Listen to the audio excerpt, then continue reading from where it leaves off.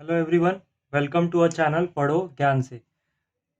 तो हमने last time mensuration complete कर दिया था। आज से हम सिमिलैरिटी शुरू करेंगे जो आपका चैप्टर 1 है। ओके, ये सबसे बेसिक चैप्टर है ज्योमेट्री का।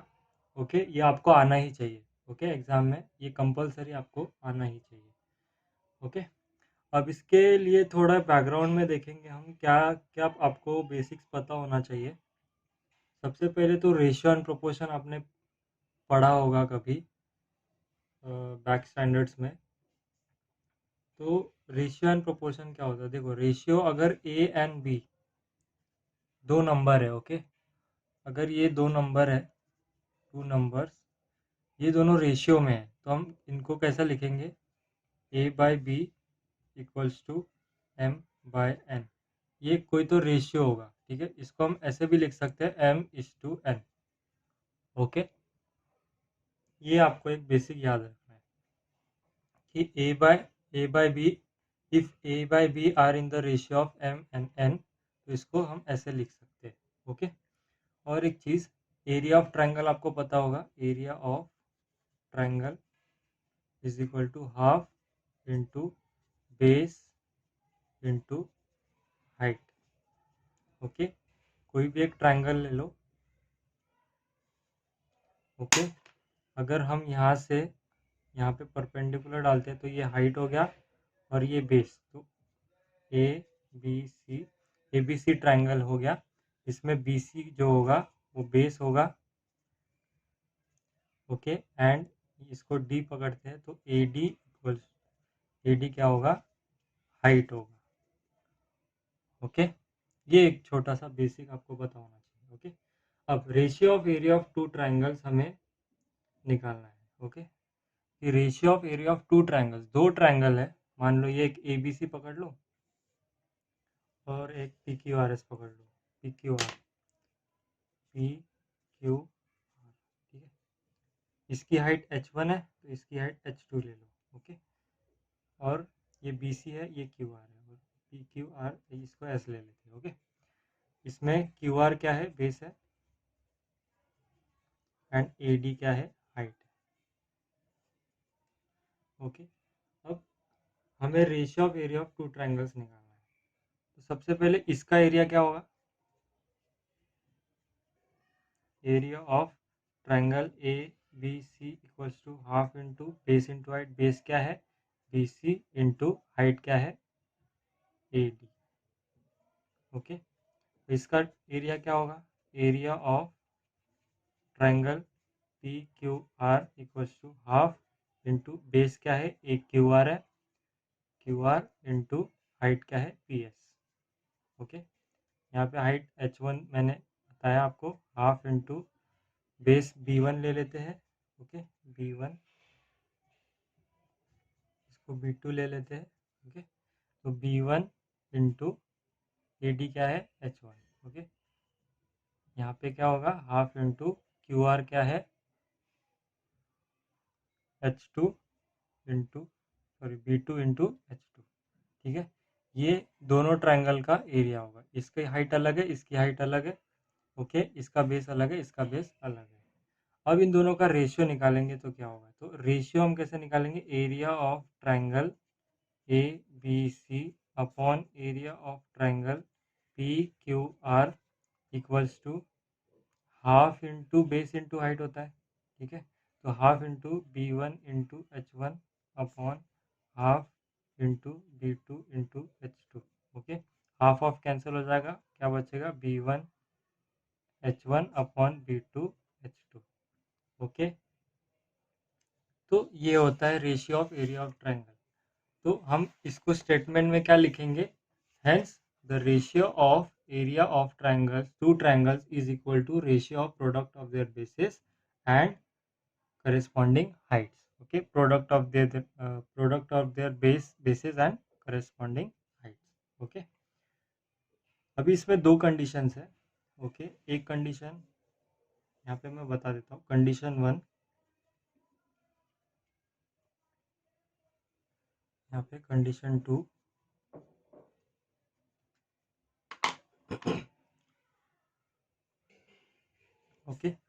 देखो अभी अगर ये दोनों ट्रायंगल के हाइट्स इक्वल है, मतलब h1 इक्वल्स टू h2 है, ठीक है। If heights are equal, okay, if h1 is equal to h2, okay, तो ratio of area of two triangle क्या होगा?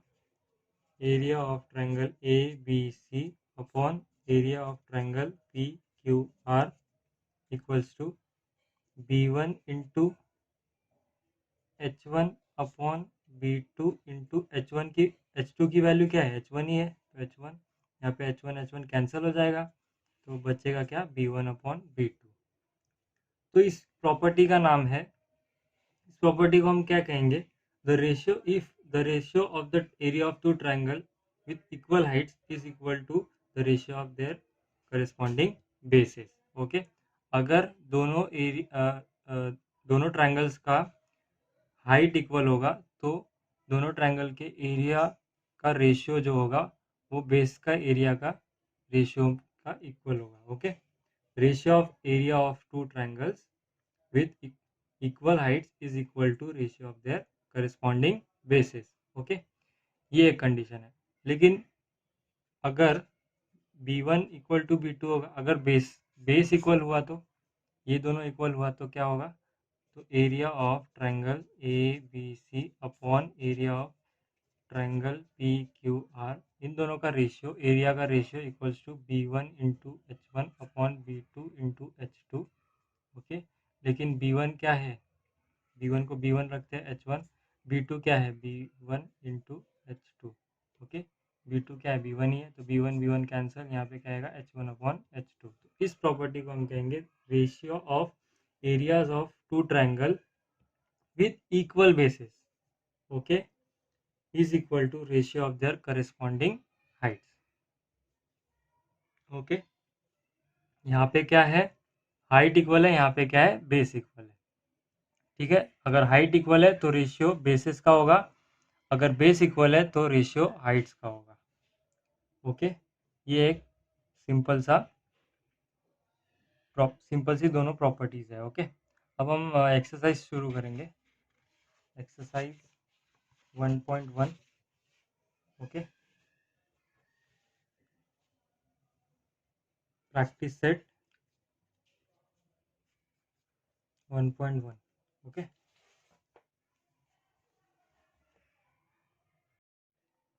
क्वेश्चन नंबर 1 क्या कह रहा है? Question number 1, base of a triangle is 9 and height is 5, okay.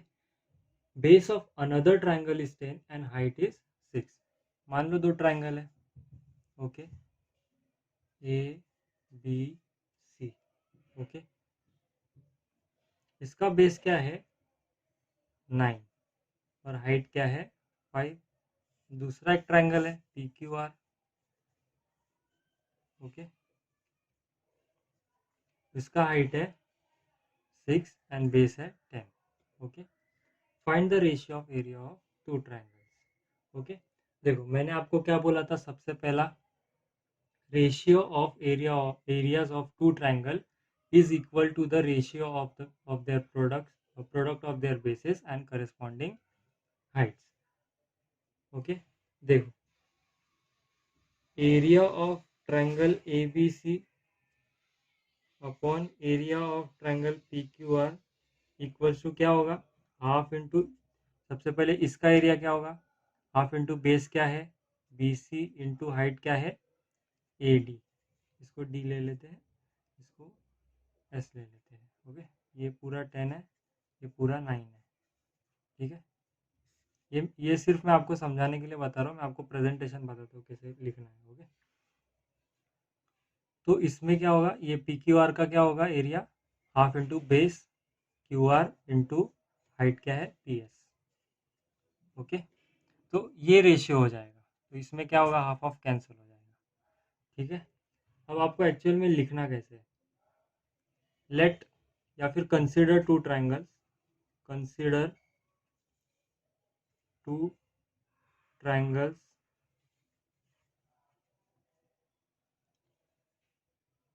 Triangle A B C and triangle PQR. Okay, let BC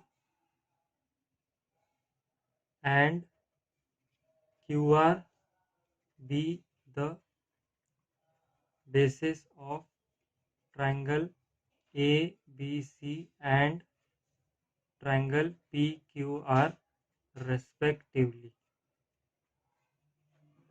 okay, ठीक है, ये आपका शॉर्टकट था। ये मैंने आपको ये कॉन्सेप्ट बताया कि क्वेश्चन में ये कॉन्सेप्ट लगेगा। ओके, लेकिन आपको शुरुआत यहाँ से करनी है। ओके, डायरेक्ट सोल्यूशन यहाँ पे लिखेंगे। Solution, consider two triangles ABC and triangle PQR. Let BC and QR be the basis of triangle ABC and PQR. Okay, let AD and PS be the heights of triangle ABC and triangle PQR respectively. Okay, ये हो गया।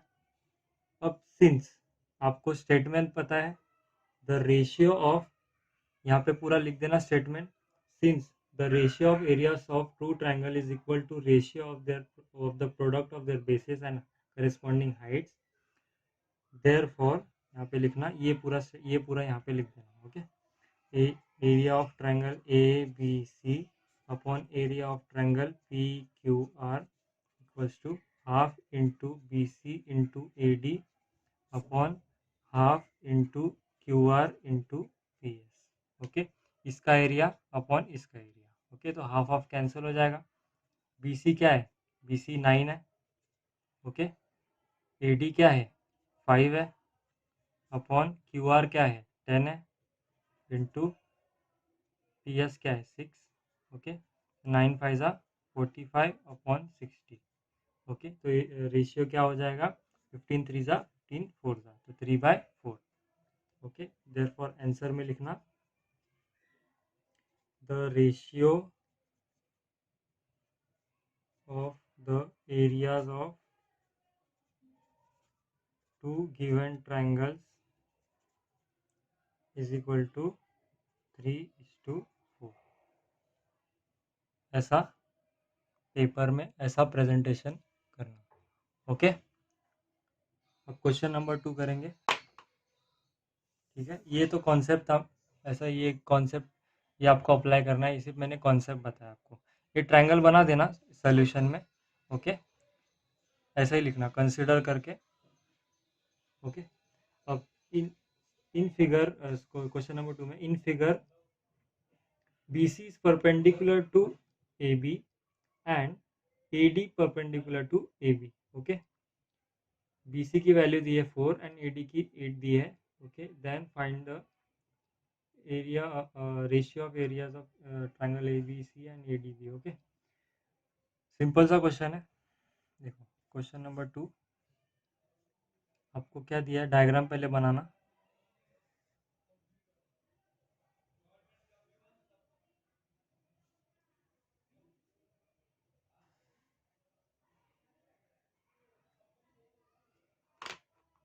ठीक है, ये ABDC।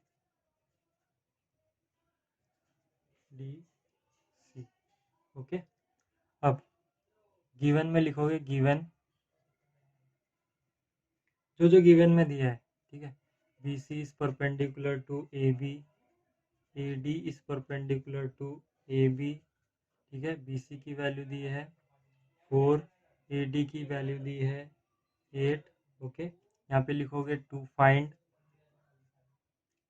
में क्या होगा, area of triangle ABC upon area of triangle ADB। ठीक है, ये हो गया। फिर सोल्यूशन, ये 3 स्टेप आपको लिखने होंगे हर सम में। मैंने आपको ट्रिग्नोमेट्री में भी बताया है एंड मेंसुरेशन में भी बताया है। ओके, इसमें भी सेम फॉलो होगा, given, to find and solution. अब इसमें क्या क्या दिया, BC 4 दिया है, BC यहाँ पे 4 लिख दो। AD क्या दिया है, 8 दिया है, तो यहाँ पे 8 लिख दो। ओके, इसको AB रख दो। ओके, अब मैंने आपको क्या बताया था, स्टेटमेंट नंबर 3 आपको बताया था मैंने, area of triangles with equal bases are proportional to their corresponding heights. देखो यहाँ पे दो ट्राइंगल है, इन triangle A B C and triangle BAD, okay, AB is common base, okay, AB is common base, AB इन दोनों का common base है, therefore रेशियो ऑफ, अब पूरा वो स्टेटमेंट लिख देना, areas of two triangle with equal bases are proportional to their corresponding heights, okay. तो यहाँ पे पूरा आप लिख देना, areas of triangles with equal bases are proportional to their corresponding heights, okay. तो area of triangle ABC upon area of triangle BAD क्या होगा, करेस्पॉन्डिंग हाइट्स के रेशियो का इक्वल होगा, 4/8, ठीक है। तो 1/2 आ जाएगा, ओके। 4 क्या है, हाइट है, 8 भी क्या है, हाइट है। तो इसको डायरेक्टली लिखने के बजाय आपको पहले लिखना है BC, इसका हाइट होगा ABC में, ABC में BC हाइट है, ठीक है, अपॉन BAD में AD हाइट है। एक स्टेप लिखना, उसके बाद BC की वैल्यू 4 है, अपॉन AD की वैल्यू 8 है, तो ये 2, तो यहाँ पे आएगा 1/2। आंसर में लिखना area of triangle ABC upon area of triangle जो भी आपको पूछा है ADB इक्वल्स टू 1/2, ओके, ऐसे लिखना, ठीक है। अब क्वेश्चन नंबर 3 करेंगे। इन द फॉलोइंग फिगर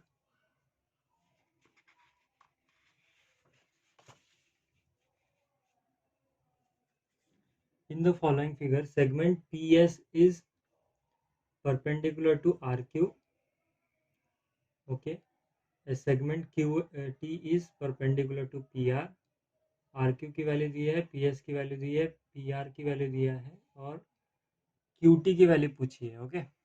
देखो सिंपल सा क्वेश्चन है, बस आपको ऑब्जर्व करना आना चाहिए, ठीक है। देखो ये 3 स्टेटमेंट जो मैंने आपको स्टार्टिंग में बताए वो आपको याद रखने हैं, ठीक है। ये ट्राइंगल है,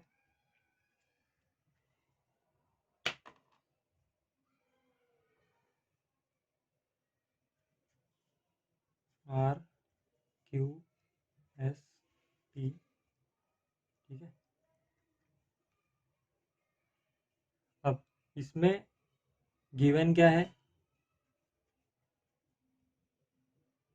PS is perpendicular to RQ, QT is perpendicular to PR, RQ क्या है 6, PS क्या है 6, PR क्या है, PR 12 है, ओके। QT की वैल्यू पूछी है, QT की वैल्यू देखो, टू फाइंड क्या पूछा है, QT सॉल्यूशन, ठीक है। देखो PRQ, ओके, PRQ एक ट्राइंगल है, इन triangle PQR, okay, PS is height, ठीक है, PS हाइट है एंड QT एक हाइट है, ठीक है। दोनों हाइट्स है। सबसे पहले हम PS को हाइट लेंगे, ओके। तो इसका एरिया क्या होगा, area of triangle PQR equals to half into base क्या है, अगर इसको हाइट लिया तो बेस क्या होगा, RQ होगा, QR इंटू हाइट क्या होगा PS, ओके। तो हाफ इंटू QR क्या दिया है 6 इंटू PS क्या दिया है 6, 2 3 ज़ा तो 16, 6 3 ज़ा 18, ठीक है, 18 यूनिट स्क्वायर होगा। एरिया बोला है, पहले हमने एरिया निकाला, 18 यूनिट स्क्वायर होगा उसका, ठीक है, यूनिट्स नहीं होगा, यूनिट स्क्वायर। ओके, ये हमने एरिया क्यों निकाला?